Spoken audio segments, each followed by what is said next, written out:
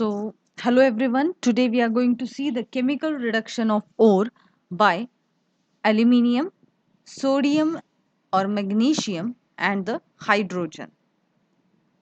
So, reduction of ore by aluminium or aluminothermic process we can say. Here we can see that it is observed that oxides like chromium oxide and manganese sulfate cannot be reduced by carbon. So why it is not reduced by carbon? As the very first thing we can say they are less reactive, due to which they are not reacted with carbon. Also, carbon may form carbides and that carbon may react with the oxygen, due to which they are not reduced by carbon. The second point we see that the electropositive metals such as chromium and manganese can be obtained by the reduction of their oxide with highly electropositive metals such as aluminium, which act as a reducing agent at higher temperature. So for chromium and manganese to get in a pure form, in the metal form, they are being reduced by a reducing agent aluminium, as it works to a very high temperature. Now, reduction of metal using aluminium. So, when we use the reducing metal like aluminium, it produces the alumina, that is Al2O3, means it reacts with the oxygen of the ore. The formation of alumina is an exothermic reaction. Exothermic means it liberates a large amount of heat. The heat is 112 kilocalories. This process of chemical reduction is called aluminothermic process. So this process is called as aluminothermic process.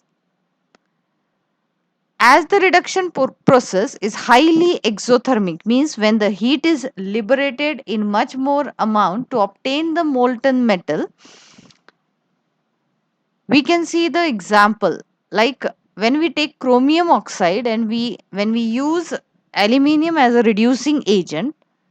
So when it is heated to a high temperature, what we get is the molten chromium with aluminium. So the oxygen or the oxide in the chromium, it get reacts with the aluminium forming alumina, and the heat liberated is 112 kilocalories. The chromium forms the lower layer while the alumina forms the upper layer. So there is a formation of two layers. One is of the chromium, other is of the alumina. So chromium it forms the lower layer, whereas the alumina forms the upper layer because of its density.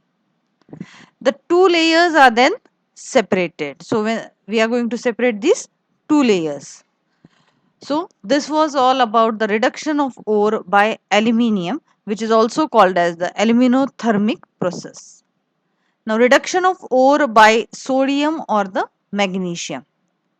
Now extremely pure titanium and zinc can be obtained by the reduction of their tetrachlorides by sodium or magnesium. So sodium and magnesium are the reducing agent which are being used for reducing the tetrachloride. So let's have a look.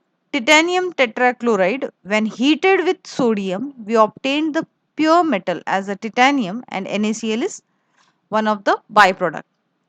Zinchronium tetrachloride, when heated with magnesium, we get zinchronium as one of the product and magnesium chloride. So this titanium and zinchronium, which we obtained by reacting it with a reducing agent of sodium and magnesium. So this titanium and zinchronium is obtained in the pure form, and this sodium and magnesium, they are being treated with the tetrachloride. So next is the reduction by hydrogen. The metals like molybdenum and tungstens are obtained by the reduction of their oxide by hydrogen. So here for molybdenum and tungsten, we are using the reducing agent as an hydrogen. So when the molybdenum oxide is heated to 800 degrees Celsius, whereas tungsten oxide is being heated to a red hot condition. So here we see an example. So when molybdenum oxide is heated with hydrogen to 800 degrees Celsius, we get molybdenum in a molten form, whereas H2O. Whereas tungsten oxide, when heated with hydrogen, we obtain tungsten and the water. But when tungsten oxide is heated, it is heated to a very red hot condition. So this was all about the reduction of aluminium, reduction by sodium and magnesium, and reduction by hydrogen. Now reducing agent are used depending upon the reactivity of the metals.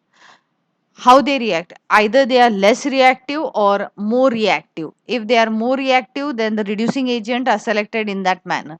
If they are less reactive, the reducing agent are being selected in that manner. So there is a difference in using the reducing agent that depend upon the reactivity of the metal. So this was all about the reduction.